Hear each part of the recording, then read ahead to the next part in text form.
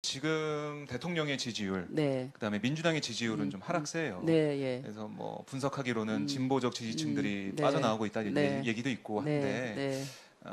좀 사실 여당 입장에서는 쉽지 않은 거 저도 이제 뭐 이해는 하지만 네. 그래도 예. 좀 더 촛불 혁명으로 태어난 네, 정부이기 예. 때문에 그렇죠. 진보적인 예. 정책, 예. 또 민생을 위한 정책, 네. 국민을 위한 정책을 좀 계속 힘있게 밀고 나왔으면 좋겠다 이런 그럼요. 얘기를 예. 좀 하시는데 어떻습니까? 아니 그거는 뭐 예. 저도 이번에 제가 선거하는 기간 동안 내내 얘기했던 것이 결국은 이제 사실 문재인 정부의 성공이라고 하는 거는 어떤 정치 집단의 성공이 아니잖아요. 이 정부가 맞아요. 촛불을 통해서 탄생한 정부고 그것이 촛불 그 시민들의 염원이라고 생각을 합니다. 네. 그래서 성공을 해야 되는 거죠. 그래서 가장 사실은 이제 저는 촛불을 든 이유가 당장 어떤 경제적인 그런 어떤 어려움 그것 때문보다도 우리 사회를 또 우리 나라를 좀 공정하고 정의롭게 해달라고 하는 요구가 컸다고 생각을 합니다. 네. 이제 그런 점에서 뭐 적폐청산에 대한 뭐 피로감 얘기하는 사람들도 있지만 네, 네. 사실은 그런 어떤 그 생활 적폐 또 민생 적폐가 많습니다. 뭐 또 뭐 사법 적폐도 있고 뭐 정치 적폐도 있고 여러 가지 다양한 분야들이 그렇죠. 있지만 예.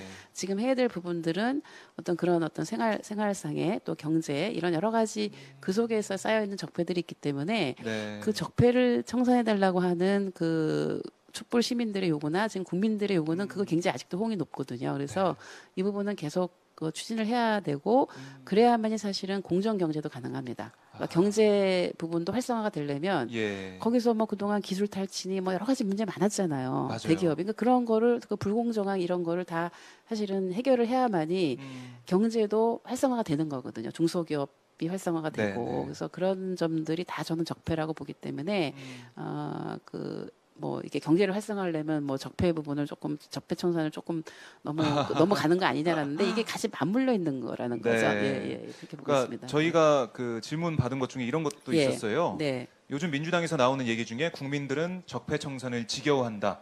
이제는 경제를 살리는 것이 먼저다라는 주장도 있던데 네. 이 점에 대해 어떻게 생각하고 계시는지 궁금합니다. 사실 네. 적폐 청산이 지속적으로 이루어져야 국민 혈세 낭비를 막고 공정한 사회 속에서 경제도 자연스럽게 살아난다고 생각되는데 답변 부탁드립니다. 뭐 이런 고향맘께서 이런 질문 주셨는데 거기에 네. 대한 답변이 되겠네요. 네, 저는 네. 뭐 그렇게 생각을 하고 있습니다. 예. 생활 적폐, 민생 적폐 네. 이 단어가 예. 싹 들어오는데요. 저는. 네.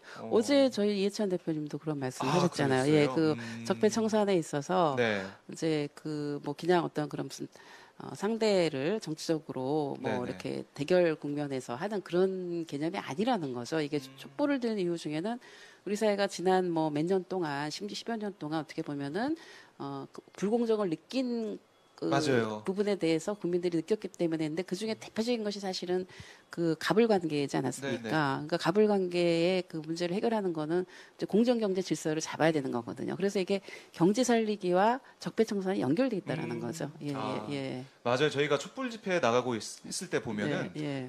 총수들이 네. 다 이 예, 그렇죠. 수에 지금도 있고 예.